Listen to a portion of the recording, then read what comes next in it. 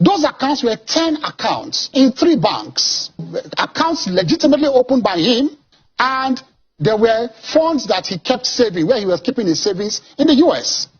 That's a lie, because his salary was $2,400, and at one point he deposited $661,000. At another time he deposited $1.2 million.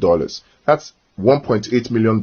How do you save $1.8 million when your salary on a monthly basis is $2,400, which is actually just $38,000 plus per year?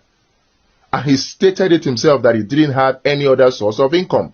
So where is the savings? As I speak with you, if you want to know whether there is a criminal charge against somebody, you must have a complainant. So you will see the state versus so and so person. You must see that. And then you must have a charge number. You must have a charge number if there's a charge against anybody. There is no charge number in those documents. There were 2 charges. That's another lie. 18 U.S.C. 1956 and 18 U.S.C. 1957, which borders on money laundering and financial fraud. And then there was a charge number. The charge number is staring you in the face. 93C4488.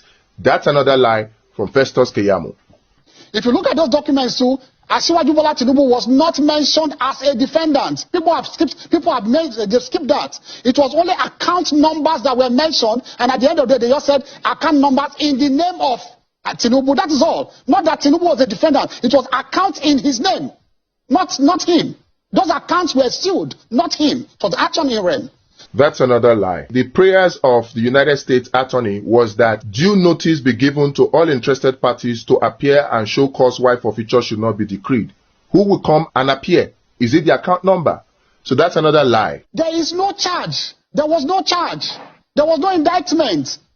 There was no criminal process. It was a purely civil process against those accounts. There indeed were 2 charges, 18 U.S.C. 1956 and 18 U.S.C. 1957, which bordered on money laundering and engaging in money transactions in property derived from fraud. Now, there was an affidavit by somebody called Kevin Moss. Kevin Moss is just a normal prosecutor you see. That's another lie. Kevin Moss is not just another prosecutor you see. Kevin Moss is a senior special agent. And aside that, the work he did will boggle your mind. These 4 sections from the document outline that he filed 18,300 files. So that's no joke. What they did in the case of Asiwaju Bola Ahmed Tinubu was therefore to file what they call an interim process for forfeiture. It was not a final process. That's another lie. There were 5 documents, and the last of them is the final forfeiture, the final decree. You can see it there. So there was a final decree starting from the verified proof of forfeiture to the warrant of seizure, down to the settlement, down to the final forfeiture. So that's another lie. The Kevin Moss, all those depositions you see there about narcotics and all that, it was not a judgment of the court. It was an opinion of a prosecutor trying to convince the court to issue a forfeiture order. It was not an opinion of a court. Another lie. These are seizure warrants that were issued to first of all freeze the account, and then there was a final forfeiture that was issued, which is also an order of court. So to say it is speculative and it is not final, that's another lie. And so it was a presumption. These processes are processes of mere presumption. So they found monies in his accounts. They said, well, they needed to come forward. And in that affidavit of Kevin Moss. Again, another lie. This is verified complaint of forfeiture. They were not speculation. He backed it up with an affidavit, and he got a warrant of seizure, and then got settlement and got final forfeiture. So it is not mere speculation. This is another lie from Festus Keyamo. They said they interviewed Mobile. Mobile said, yes, this man is a treasurer in the Mobile. But they said, no, those funds are not from them. But they confirmed his status, not as a criminal, but as a respectable employee of Mobile. It is in the affidavit of Kevin Moss. This is a potential lie, because the Mobile is talking about is Mobile Oil Nigeria Limited, which is not ExxonMobil, because many people seem to think that it is ExxonMobil. It is not ExxonMobil. In fact, the company has changed its name now from Mobile Oil Nigeria Limited to 11 PLC. Look at paragraph 38 of the affidavit by Kevin Moss. I want everybody to look at paragraph 38. After the rigmarole of trying to find out whether the account, the money, where the monies came from, whether they were, linked to drug and all of that, it was all speculative. They came to the conclusion that the proceeds he got from the tax, the deposit he made there what they call, what the bankers normally call investments. He kept the money there and he was getting profit on the interest. They said he had not paid tax on those interests. That is all. So it was not like a deliberate act. So that's another lie from Festus Keyamo. The whole charges that were brought against Bola Ahmed Tinubu were USC code 1956 and 1957, and they bonded on money laundering. To say that it was tax is a deliberate lie. A very, very big lie. In fact, the forfeiture order did not include that it was for tax. This is the forfeiture order. The final order. It stated that it is for narcotics trafficking and money laundering. Those were the two charges. So this is another lie from Festus Keyamo. Yes. Would you liken the settlement that Bola Tinubu had with the court in the United States at the time over these monies as a sort of a plea bargain? No.